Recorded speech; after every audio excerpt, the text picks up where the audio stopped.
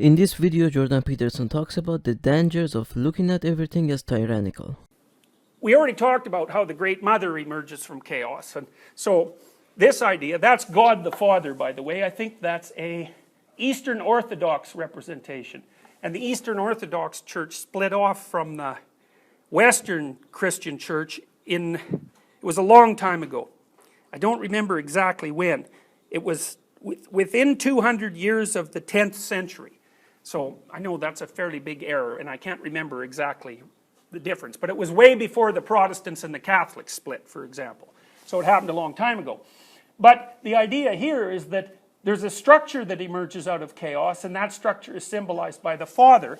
And basically what the Father represents is the model of behavior and perception that has been constructed by history. So roughly speaking, it's what the feminists refer to as the patriarchy. Except the problem with the feminists is they only see the tyrannical element of the patriarchy. And a lot of the reason for that is because they were strongly influenced by the postmodern philosophers of the late 1960s, who were almost all, without exception, radical left-wing student revolutionaries who were working for the overthrow of the French government in the late 1960s. So it's like, there's a problem with that. The problem with assuming that the Great Father is only tyrannical is, well, first of all, it's ungrateful, because you're in the university, and I know that as a general rule, University of Toronto students aren't the happiest creatures in the world, and their reaction generally to the university, and I think it's because the workload is pretty damn high, and the place isn't that social, they're stressed and unhappy, especially in their first couple of years. But what are you going to say about that? You're going to say the whole bloody institution is nothing but a tyrannical mess? It's like, if so, what the hell are you doing here? You got to give the devil his due. So maybe it's 30% oppressive and ridiculous and 70% good. I mean, what would you say? What do you guys think? How would you balance it? You've been through the university, in your fourth year. What proportions would you suggest? That sounds good. Yeah, 30-70? Okay, well, one of the things I can tell you that's a hell of a lot better than most institutions, right? So, even if it's not the ideal, which perhaps it isn't, compared to actual institutions, rather than comparing it to a utopian ideal, it's like, not too bad, it didn't crush you completely. And you guys are all going to graduate, and that's actually going to be of some benefit, and there's even a possibility that you know more than you did 4 years ago, right? And you haven't starved to death and all those things, and everything you taught wasn't a complete, or were taught wasn't a complete lie, so all things considered, all right, it's 30%, man-eating tyrant and 70% benevolent father, and maybe we could push that up to 80-20 or something, or maybe 85-15, but believe me, you're never going to get it past that. I think at some point, your attempts to make it better than that will actually make it worse. So there's it's like in the old Egyptian story of Seth and Osiris and Horus. Horus comes along and chases Seth away, but he's just, hovering around there out in the border. You don't get rid of him. So you're never going to get completely rid of the tyrannical element of your cultural heritage. And that's partly because it's made out of the past.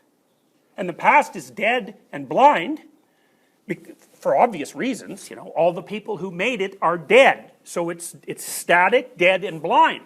But that doesn't mean it isn't worth knowing about. And your job fundamentally is to revivify it.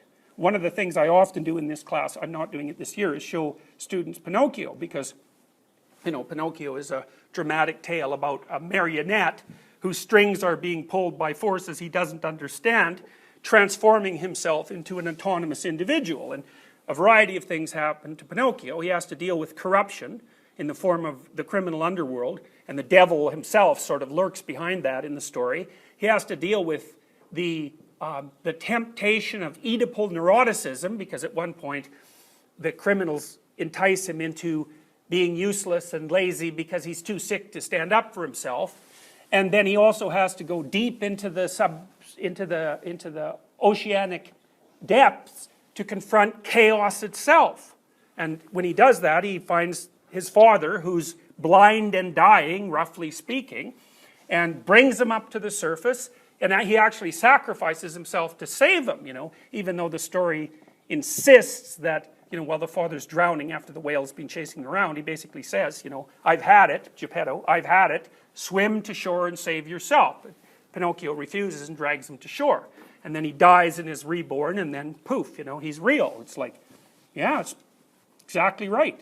And so, part of your obligation as a student is to come to the university that's 15% corpse or 30% corpse, we'll say, and make the bloody thing come back to life without assuming that it's all tyrannical and just rejecting it. And it's very dangerous to do that because, first of all, if the past is corrupt and tyrannical, so are you, because you're an embodiment of the past insofar as you're enculturated. So it's not like it's outside of you, it's inside of you too. So that's a hell of a thing. You're going to write off are you going to write off your socialization completely as nothing but tyranny? I mean, that's a big problem. A, it's not true, although for some of you it's probably more true than others. And B, well, if that's the case and you're utterly corrupt, what the hell do you think you're going to do about it? So that's a big problem, plus it's ungrateful, and that's a big mistake. Because, if you're ungrateful, you can get arrogant, and then you're really in trouble, and you are trouble.